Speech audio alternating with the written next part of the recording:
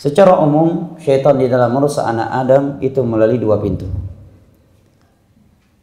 Iblis dan bala tentaranya untuk merusak anak Adam ini, menjerumuskan mereka ke dalam neraka Allah secara umum dari dua pintu.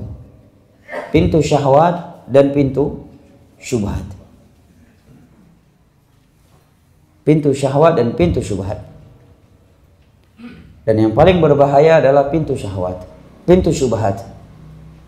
Karena kalau syahwat, seorang mukmin sejauh manapun dia dari Allah Jalla wa'ala dan sekeras apapun hatinya, dia akan menyadari bahwa maksiat yang sedang ia lakukan bukanlah sebuah ketaatan dan sesuatu yang dimurkai oleh Allah. Tidak ada seorang mukmin bertakarub kepada Allah dengan zina. Ada? Mudah-mudahan saya masuk surga dengan masuk ke diskotik. Enggak ada.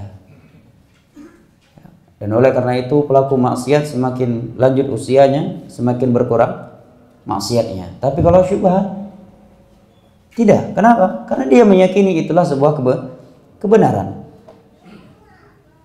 Di awal waktu, di awal-awal dia sekedar pengekor, kemudian semakin lanjut usianya dia akan menjadi dedengkotnya. Itulah syubhat. Nah, secara umum upaya iblis dan bala tentaranya dalam merusak anak Adam, menjerumuskan mereka dalam neraka Allah adalah dari dua pintu ini, syahwat dan syubhat. Dan Allah menerangkan di dalam Al-Qur'anul Karim dua senjata bagi seorang mukmin untuk melawan dua senjata iblis dan bala tentaranya di atas. Di antaranya Allah berfirman dalam surat Alif Lam Mim Sajadah. Allah berfirman, wa ja'alna minhum a'immatan yahduna bi amrina lamma sabaru wa kanu bi ayatina yuqinun.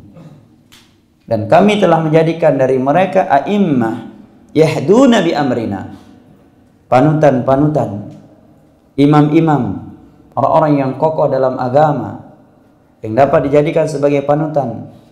Lamma sabaru, tatkala mereka bersabar, wa kanu bi ayatina yuqinun, dan mereka itu terhadap ayat-ayat kami yakin. Kata Sufyan ibnu Uyainah yang masyhurnya dari Syekhul Islam, sebenarnya sebelum Syekhul Islam telah dikatakan oleh Sufyan ibnu Uyainah, beliau menyatakan fabis sabri wal ilmi wal yaqini tunalul imamatu fid din. Dengan sifat sabar dan ilmu agama, kekokohan dalam agama itu akan diperoleh.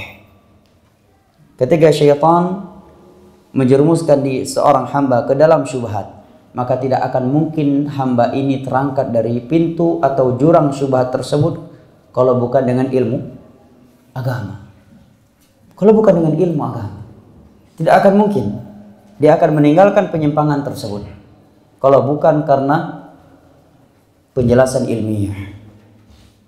Sebagai contoh misalkan Khawarij di masa Ali bin Abi Thalib dan Utsman bin Affan radhiyallahu anhu. Kita sebagai orang yang datang jauh dari masa para sahabat Nabi yang penuh dengan maksiat, penuh dengan kebodohan, secara akal kita yang pendek ini kayaknya sangat keji seorang itu membunuh sahabat Nabi, kan begitu kan? Sungguh sangat keji kalau ada orang yang berani membunuh sahabat Nabi. Tetapi rupanya ada. Utsman bin Affan radhiyallahu anhu, Amirul Mukminin, khalifah, menantu Nabi sallallahu alaihi wasallam yang telah menikahi dua putri Nabi sallallahu alaihi wasallam, dibunuh oleh seorang yang penuh dengan ibadah, menjaga salat malam, menjaga puasa sunnah, ibadah sunnah, penghafal Al-Quran dan hadis. Ali bin Abi Thalib juga demikian. Beliau dibunuh ketika keluar dari rumahnya untuk salat subuh. Ditusuk oleh seorang yang bernama Abdurrahman bin Muljim, seorang yang ahli ibadah. Dia berjenggot juga, berpenampilan sunnah juga. Dia ahli salat, ahli puasa, ahli Al-Quran. Secara akal sehat kan tidak mungkin ya. Mungkin kalau ada preman bunuh ustadz ya itu mungkin hal yang ya walaupun kacau ya ada sisi ya lumrah lah dikit ya kan. Ya. Mungkin habis kena bintang 10 dia kan nggak tahu ini Ustadz, dia nampaknya buaya. Rupanya setelah sadar baru tahu Ustadz rupanya. Efek daripada bintang 10 tadi. Ya. Ini yang membunuh seorang yang ahli agama. Dan dia bertaqarrub kepada Allah dengan membunuh Utsman bin Affan dan Ali bin Abi Thalib radhiyallahu anhu. Kenapa bisa jamaah? Karena syubhat tadi. Syubhat tadi. Sehingga sebelum Ali bin Abi Thalib, Abdullah bin Abbas radhiyallahu anhu meminta izin kepada Ali bin Abi Thalib untuk mendatangi mereka kaum Khawarij di pusat mereka Al-Harura. Ingin memberikan pencerahan kepada mereka. Maka Ali bin Abi Thalib menasihati, jangan. Utsman bin Affan saja sudah dibunuh oleh mereka. Aku khawatir terhadap nyawamu. Maka Abdullah bin Abbas menyatakan, tidak mengapa. Allah yang akan menjamin. Allah yang akan menjaga saya. Saya akan pergi seorang diri. Maka beliau pun bergegas dengan penampilan yang sangat bersih dan berwibawa. Kemudian beliau mendebati mereka. Beliau lemparkan beberapa pertanyaan. Yang dikarenakan beberapa pertanyaan beliau tersebut membuat mereka bertobat sekian ribu. Sebagian riwayat disebutkan 3.000. Sebagian riwayat disebutkan 4 atau 5.000. Dikarenakan beberapa pertanyaan yang beliau lemparkan kepada mereka. Yang mana Ali bin Abi Thalib telah memerangi mereka sekian tahun. Dan tidak ada di antara mereka yang bertobat dalam satu waktu sebanyak itu. Tapi ketika Abdullah bin Abbas radhiyallahu anhu mendebati mereka, di antara pertanyaan yang beliau lemparkan kepada mereka, hal fikum sahabi min ashabi Nabi sallallahu alaihi wasallam? Apakah di tengah-tengah kalian ada seorang sahabat Nabi sallallahu alaihi wasallam? Maka mereka tidak bisa menjawab. Dan sekian pertanyaan yang lain membuat mereka bertobat di satu waktu yang sama 3.000 orang. Kekuatan ilmu jamaah. Maka kalau orang yang jatuh ke dalam syubhat, dia akan mungkin dia akan meninggalkan syubhat penyimpangan tersebut kecuali setelah dia mendapatkan penjelasan ilmu yang benar. Seperti sebagian orang misalkan ada yang memiliki pemahaman keyakinan kalau sudah sampai tingkat di ma'rifat yang sangat tinggi, dia bisa keluar dari aturan-aturan Allah Jalla wa'ala yang masih berlaku bagi orang-orang yang berada di tingkat syariat yang di bawah. Disebutkan oleh para ulama dalam pembahasan akidah bahwa ada yang berkeyakinan demikian. Di antara dalil yang salah yang disalahgunakan dalam hal ini adalah firman Allah, wa'bud rabbaka hatta ya'tiyakal yaqin. Beribadahlah engkau kepada Rabbmu sampai kamu yakin. Berarti kalau sudah betul-betul yakin, sudah betul-betul ma'rifah, tidak betul lagi beribadah. Ini syubhatnya.